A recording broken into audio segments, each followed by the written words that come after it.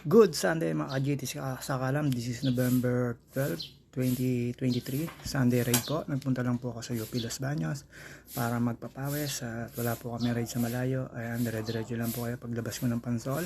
Siyempre, di maaaring di magpapakita ang bida. Lagi nagpapakita yan. Sa dire-diretso lang po, wala po akong kasama dyan. After po nyan, siyempre, dadaanan nyo po yung 88 pa na yan. Yung UP Los Baños welcome na yan. Boundary po yan ng Kalamba at ng UP Los Baños.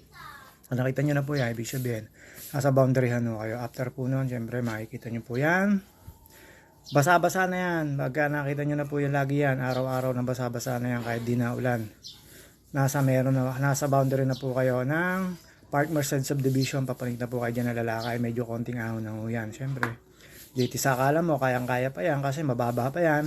Dire-diretso lang po tayo dyan sa ride na yan, yung national road na yan. At syempre, shoutout sa iyo, Kuya Maman Driver.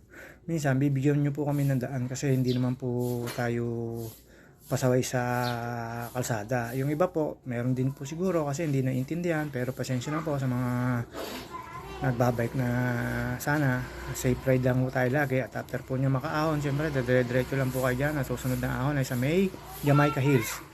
Diyan sa Jamaica Hills na yan, medyo mababaw yan. At salamat po, medyo maluwag na yung kalsada dyan. Nasa tagliran na lang po ako dyan. At syempre, dahan-dahan lang po ako dyan. Gawa na maputek. Yung pagbabike na yan. Talamsikan na po sa likod ko yan. At after po nyo makahon kayo, syempre makikita nyo po yung UP Los Baños na munisipyo. Tapos po dyan, syempre kakanan po kayo dyan kasi ang way ko po ay papuntang Picard para medyo pawisan po tayo. Sa harap po ng munisipyo po ng Los Baños ay 7-Eleven. Pagkanan nyo po dyan, ayan na po yung sinasabi kong pagkanan dyan. At dyan po, syempre, makikita nyo na po kung mag-ahon dyan si JT sa Kalam. At hindi ko po papakita lahat ng pag-ahon ko dyan dahil gagamit po akong pinagbabawal na teknik dyan, yung pagtulak sa bike. Hindi naman po tayo syempre magaling at malakas, pero nadadanas po natin talaga yan, pinagbabawal na techniques, sobrang pagod. Siyempre po, yun po yung pinakamahirap dyan, mag-ahon, magpalit ng gear, at siyempre papakita po yung bida dahil mamaya magtutulak na yan. Hindi ninyo po makikita yung bida na yan dahil pagpagod na po yan, bababa po sa bike yan, gagamit na po yung pinagbabawal na technique. At ayan po, siyempre, nakita nyo po, after po nung unang ahon, makikita nyo po dyan, may bago pong kapihan ho dyan. Yan o, dahan-dahan ho ako dyan dahil abot hingal na po yan. Siyempre po, dire-diretso lang po tayo dyan. Yan po, papanik po na magnetic hills na sinasabi. Pero napakaganit po dyang ahonin na mahaba. Hindi ko alam kung gaano kataas yan at kung anong distance yan. Kasi wala naman po ako laging speedometer. Basta ako, ride lang po. Pag di kinaya, tulak, gamit ang pinagbabawal na technique. Baba sa bike, itulak pataas. After po makapagpahinga, bike po uli. At ayan po, syempre, kala nyo lang po dire-diretso ako dyan. Pero minsan po, lagi na lang po ako nagtutulak dyan. At ayan po, pinakita ko po yung magandang view dito. Yung sinasabi ko sa inyong kapihan. At ayan po, nakachamba po tayo. Nakapidal-pidal po tayo dyan kasi nakapagpahinga po tayo sa baba. At ayan po, dire-diretso lang. After po nun, makikita nyo na po yang sa may poso. Ibig sabihin, nakatapos na po kayo dyan ng unang ahon. At dire-diretso lang po kayo dyan sa may papuntang basurahan Los Baños. At bababa po kayo dyan para umahon ulit kayo sa sinasabing sikong ahon. At ayan dyan po, nakababa na po tayo at nakachamba po tayo dyan. At ayan po sinasabi ko sa inyo na lusong. After po ng lusong na yun, sa may kaliwa ho niyan ay yung basurahan. At ayan po yung unang ahon na medyo maganda ho talaga, na kailangan nyo mag-angat ng gear sa huli. At yun sa iba ho, sobrang lakas, kinakaya na po yan. Ako, ayan po, syempre, mamaya po, hindi ko na po papakita yung pinagbabawal na technique na ginagamit kong pagbaba sa bike. Basta ako, ayan, kuha lang ako ng video. After po nun, syempre, magpapakita po bida. Ayan, pagod na po siya. Ayan po yung sinasabi ko sa inyo maganet na dire-diretso lang po, pinipilit lang po, nakachamba po tayo dyan pag-aahon. Mga ka-JT sa kalam, basta ayan po, medyo hingal na kabayo na po ako dyan. Ayan po yung sinasabi ko sa inyo. After po nung unang siko, ayan po yung pinakamataas, yung pangalawang siko. Dahan-dahan na po ako dyan. Siyempre nangangalay na ho yung tuhod ko. Ayan po yung sinasabi ko sa inyo na medyo mataas yan na ho yung uling ahon nyo dyan sa may Picard. After po nyan, medyo banayad na po dyan, palusong. Dire-diretso lang po kayo dyan. Basta Taste lang po. Tapos after po naman yan, ilang meters lang po yan, ay patag na yan, hindi masyado mataas. Tapos palusong na po yan. Kung diretso po kayo na UP, after po niya, syempre ayan po yung makikita nyo. Pag ahon nyo, syempre ayan po yung recovery. Ayan po, medyo kauulan lang po dyan, medyo madulas ang daan. Syempre dire-diretso lang po tayo dyan.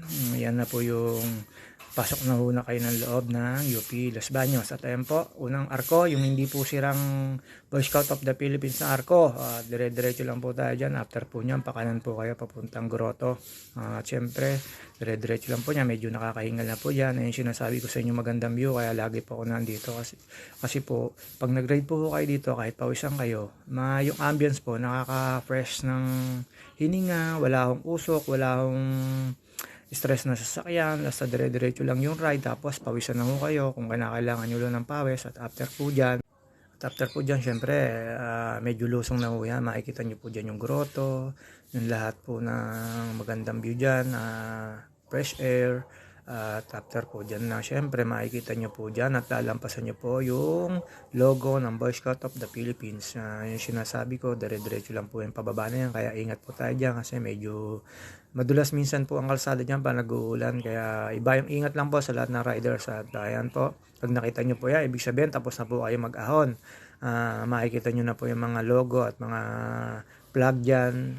Syempre po yung sign ng Boy Scout of the Philippines. Ayan po yung sinasabi ko sa inyo, marami unahin to dyan. Ako dire-diretso lang po kasi syempre puro palusong na yan, hindi na masyado mahirap yan yung sinasabi kong sign ng Boy Scout. At yan, after po nyan, pag nakita nyo na po yung arko na yan, ibig sabihin po nasa loob na ho kayo ng UP campus pagka nakalampas na po kayo sa arko na yan. Ayan po yung loob na ng UP Los Baños.